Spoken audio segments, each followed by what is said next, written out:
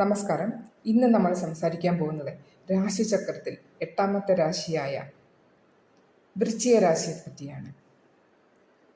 ഏറ്റവും രഹസ്യപരവും ശക്തിയുള്ളതുമായ ഒരു രാശിയാണ് വൃശ്ചിക രാശി.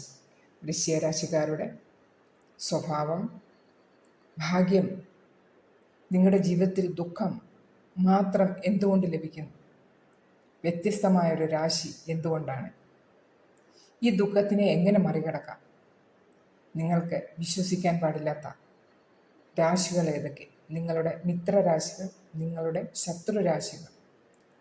ഏത് വയസ്സിൽ നിങ്ങൾക്ക് ജീവിതത്തിൽ വിജയം കിട്ടും, ഭാഗ്യം വരും? വൃശ്ചിക രാശിയുടെ കംപ്ലീറ്റ് പ്രൊഫൈൽ ഇതാ ഞാൻ ഈ വീഡിയോയിലൂടെ നിങ്ങൾക്ക് അവതരിപ്പിക്കുന്നു. അപ്പോൾ വീഡിയോ എല്ലാവരും എൻഡ് വരെ കാണുക. നിങ്ങൾക്ക് തന്നെ സ്വയം വിശ്വസിക്കാൻ പറ്റത്തില്ലാത്ത കാര്യങ്ങളായിരിക്കും ഈ വീഡിയോയിലുള്ളത്.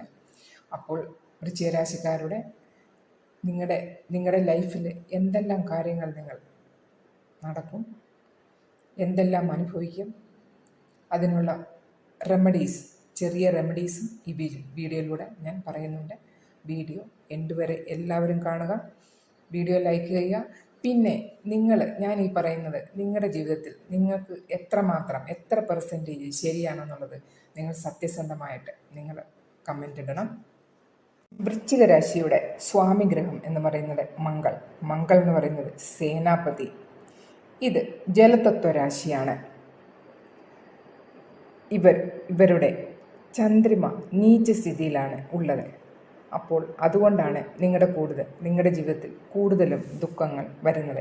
അപ്പോൾ ചന്ദ്രനെ എങ്ങനെ പ്രീതിപ്പെടുത്താം, അതിനെ എങ്ങനെ ആക്ടിവേറ്റ് ചെയ്യാം എന്ന് നമുക്ക് നോക്കണം. വൃശ്ചിക രാശിക്കാർ വളരെ രഹസ്യമയവും ശക്തിയുടെയും പ്രതീകമായിട്ടാണ് കാണുന്നത്. രാശി ചിഹ്നം തേളാണ്.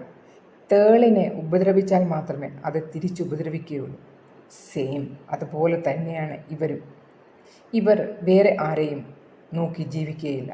സ്വന്തമായ ഒരു നിലപാട് എപ്പോഴും ഇവർക്ക് ഉണ്ടാവും.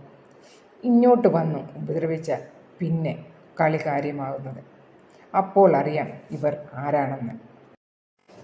തീവ്രഭാവം, അകമഴിഞ്ഞ വിശ്വാസം, ആരും എളുപ്പത്തിൽ ഇവരെ മനസ്സിലാക്കാൻ കഴിയാത്ത വിധത്തിലുള്ള രഹസ്യ സ്വഭാവം, പിന്നെ പ്രതികാര സ്വഭാവം, പക്ഷേ ആത്മാർത്ഥമായ സ്നേഹം ഇവരിൽ ഉണ്ട്. ഇവരുടെ സ്വാമിഗ്രഹം മംഗളായതുകൊണ്ട് തന്നെ, സേനാപതി ആയതുകൊണ്ട് തന്നെ കൂടുതൽ ചിന്തിക്കും. അതുപോലെ തന്നെ രഹസ്യം എപ്പോഴും ഇവരുടെ മനസ്സിൽ സൂക്ഷിക്കും. വേറെ ആരും പറയുന്നത് ഇവർ കേൾക്കില്ല.